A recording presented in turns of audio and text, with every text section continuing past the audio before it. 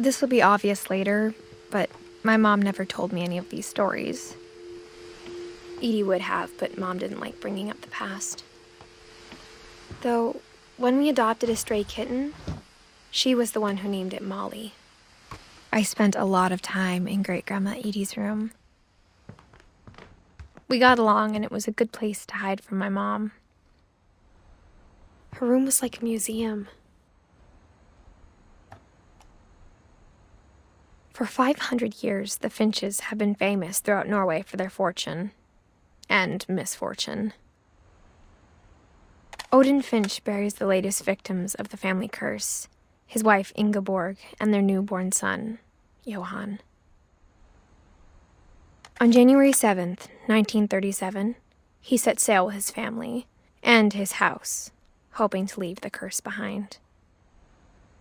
But 40-foot waves off the coast of Washington send the house and Odin to the bottom of the sea. Odin's daughter Edie, with husband Sven and baby Molly, step ashore on their new home, Orcas Island. Odin Finch is the first to be buried in the new family cemetery. His daughter Edie is already dreaming of a new Finch house.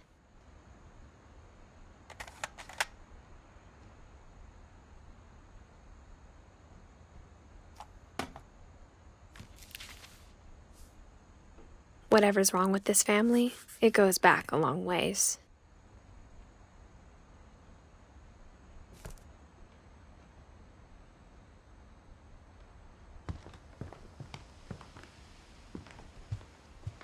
When Edie told people Sven was killed by a dragon, she could also have said he was building a dragon-shaped slide that collapsed. She could have, but she didn't. Even in her 90s, sometimes Edie seemed a lot younger than my mother.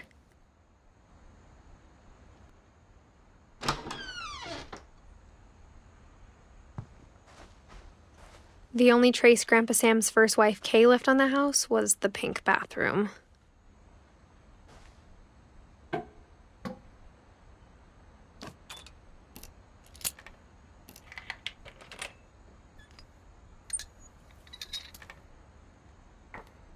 There's a secret in this bathroom. It's in the last place you would look. It isn't in the cupboard. It's hidden in this book.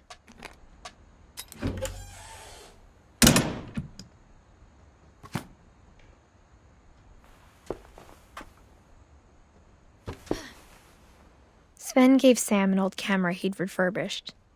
He never put it down.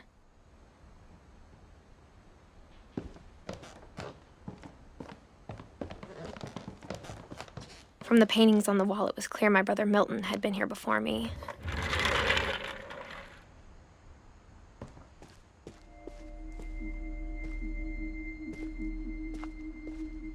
I knew Grandpa Sam had a twin, and that he never talked about him. I guess my grandpa didn't like history any more than my mom did.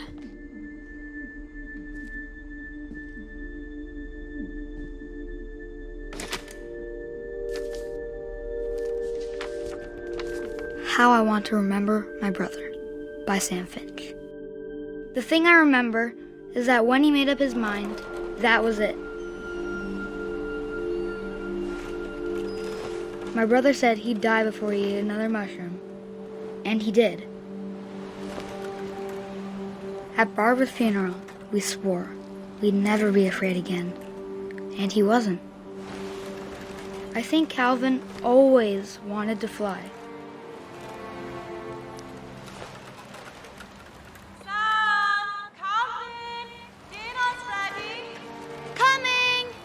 But that day, he finally made up his mind to do it.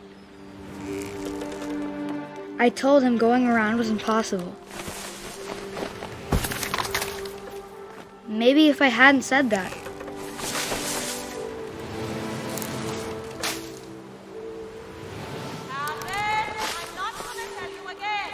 Or maybe if the wind hadn't picked up. Then maybe he'd still be here. But I doubt it. I think he'd already made up his mind. That's what I want to remember about my brother.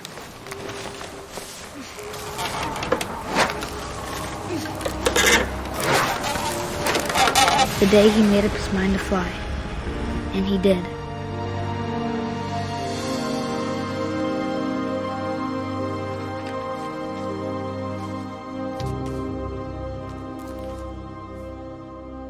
Calvin's story felt strangely familiar. When I was younger, I remember trying to do the exact same thing. After the funeral, Edie roped off Calvin's half of the room.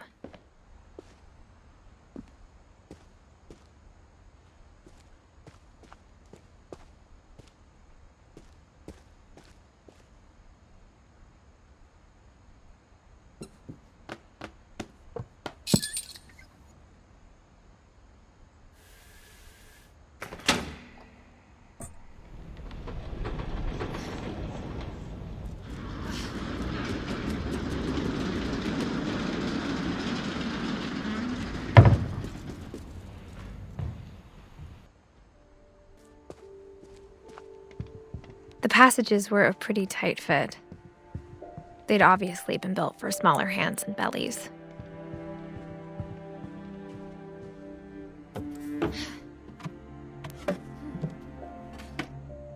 Growing up, I always thought of Barbara as a child star.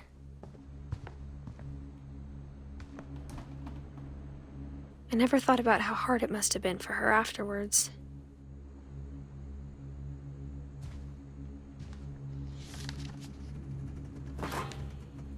Of all the stories people wrote about Barbara's death, I'm surprised Edie saved this one.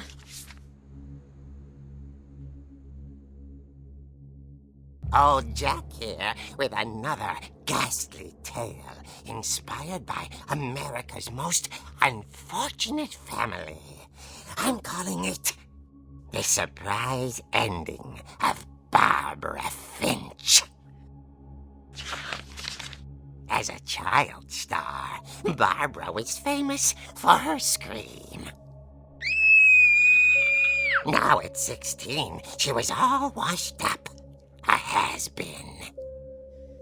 But in a lucky break, she'd been asked to perform her signature scream at a local convention for monster movie fans.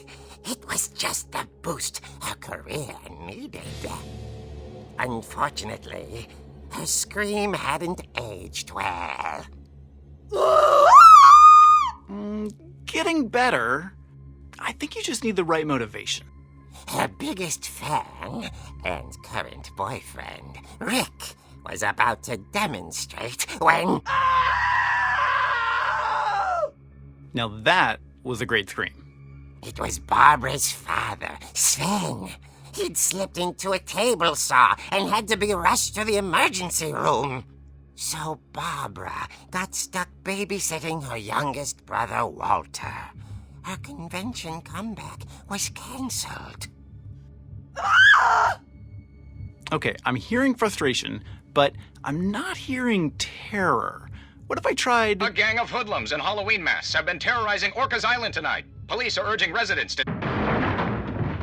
That came from the basement. You're right! Also, I loved your delivery on that. Why is your basement door locked? Because my dad likes making puzzles and secret passages. There's a key hidden in the music box. The secret is to keep winding and winding until finally the key pops out. Thanks, babe. I'll be back in a sec. 20 minutes later, Rick hadn't returned. So Barbara went to look for him, right on cue. She reached for the music box. And as she wound the key, she listened for Rick, but the house was silent.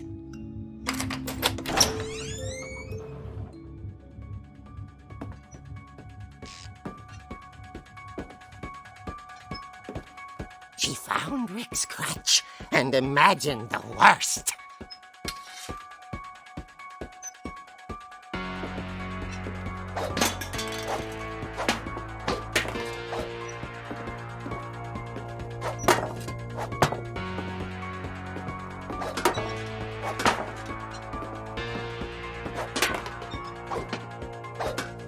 The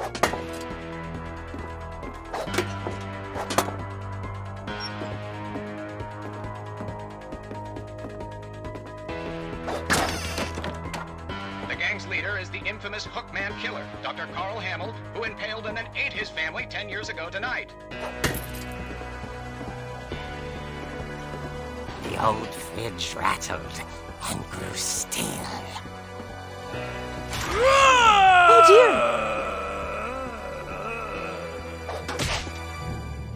Oh! Rick? Barb, relax. I was just trying to scare you to help you find your scream. Well, I'm not scared, Rick. I'm furious. Then act furious. All I'm getting from you now is that you're hurt and confused and you're...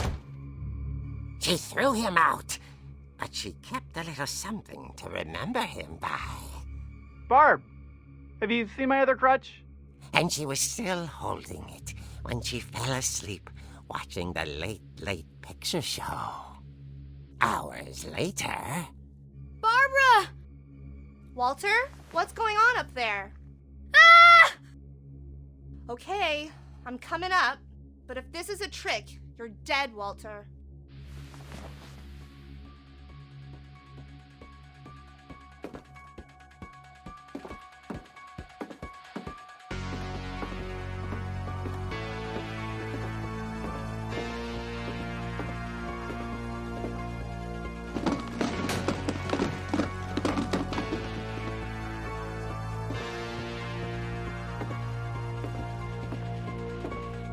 Walter, are you there?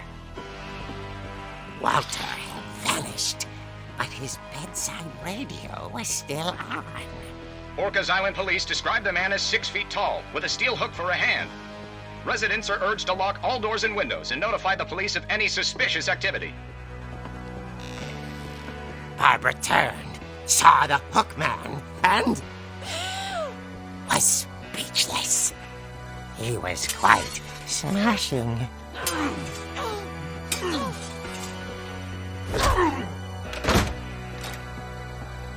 And whoever he was, he couldn't get enough of Barbara. Okay, Barbara, there's gotta be another way out of here.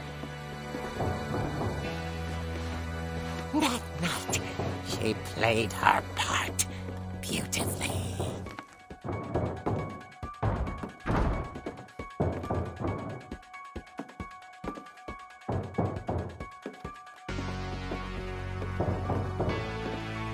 Molly's door hadn't been opened in years. The hinges groaned.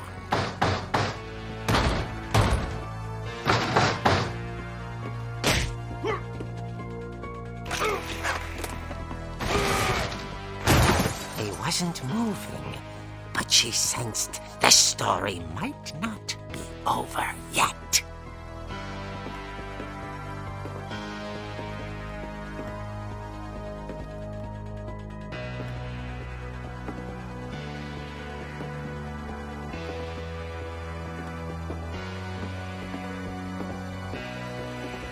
The hookman had vanished. She listened for his breathing, but all she heard was...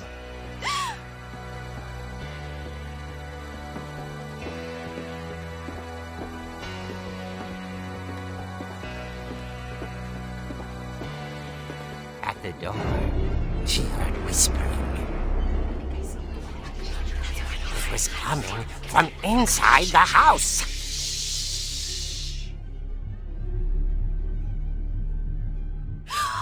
Oh dear. The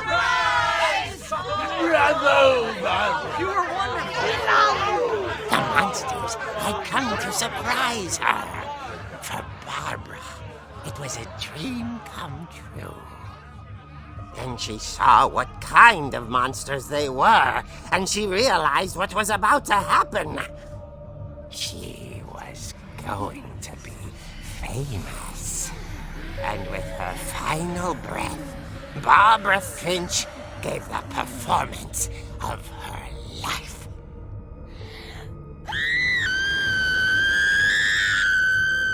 I wasn't there myself, But I hear Barbara was magnificent.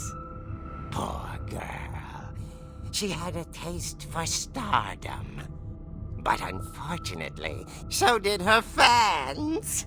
Of course, the police blamed it all on poor Rick, who disappeared the same night.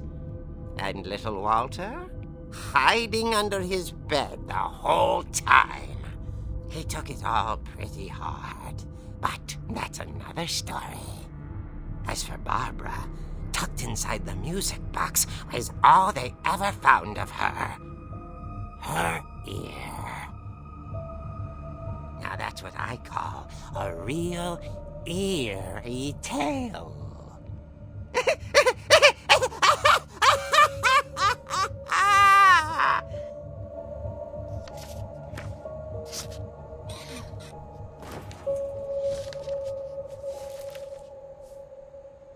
Edie told me all Barbara wanted was to be remembered, as absurd as that comic was. Maybe what Edie saw was a happy ending.